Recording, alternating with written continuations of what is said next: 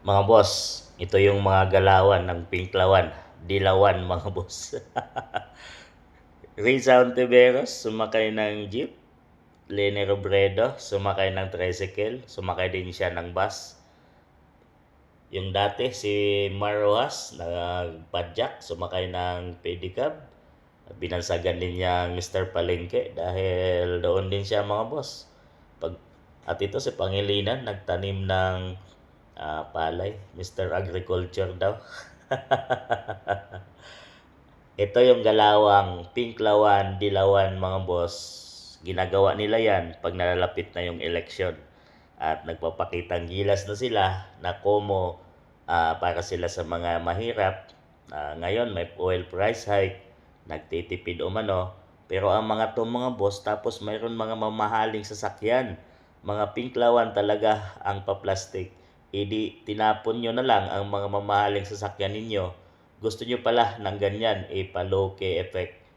Huwag kaming mga Pilipino. Dahil ginawa na yan noon nila Mar Rojas at ni Kiko Pangilinan. Swerte na lang mga boss. At talagang siguro tinamaan ng swerte or kakampi ba ni Kiko Pangilinan ang commissioner ng election commissioner na si George Garcia, ay nanalo siya mga boss ngayon. Kahit hindi siya lumalabas sa mga survey. Tatlo sila, ni Bam Aquino, ito, Kiko Pangilinan at Tito Soto. Talagang Tito Soto medyo talagang nasa ano pa yon, survey, pero ang tatlong yon ay Lacson ay wala sa mga survey pero lumusot mga boss. Ay kakampi nila ngayon ang administration, kaya ganito ang kanilang pinagagawa. Todo gawa, todo photo ops. At si Risa, may pasayaw-sayaw pa yan na may dala yung Santo Niño.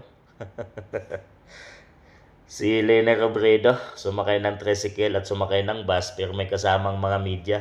Nagpa-photo ops mga boss. Si Kiko Pangilinan noon ba to mga boss, nagtanim ng palay. Mukhang siguro ilang alcohol ang ginamit nito matapos magtanim ng palay. Galawang Pinklawan ay hindi pang mamamayan at pangmasang Pilipino, kundi pampakitang tao na sila ay low-key at makamasa, makapilipino. Pero pag sila ay naupo na sa pwesto, wala nang ginagawa to mga boss.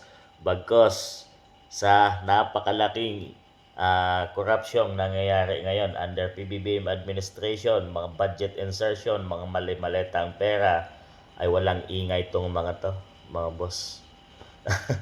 Patuloy na nanahimik at nag-iingay lang sila, gumagawa sila ng ingay sa social media dahil ito na yung time na gagawa sila ng pangalan at magpakilala dahil lapit na yung 2028 election. Yan yung mga galawang Pinklawan mga boss. Ito, mayor ng Naga City pero nagpapapil ngayon mga boss. Isang mayor na napakalayong lungsod nagpapapil ngayon dahil siya yung itinutulak ng administration para maging tatakbo, maging kandidato nila sa 2028 election bilang Pangulo ng Pilipinas. At ito si Kiko or si Riza, pwedeng Pangulo or pwede silang Vice President. So isa sa kanila pagpipilian na magiging Presidente at Vice President. So ito yung mga galawang Pinklawan at lumabas na dahil lalapit na yung eleksyon. Ano masasabi nyo dito mga boss? Maniniwala pa ba kayo sa mga ginagawa nila?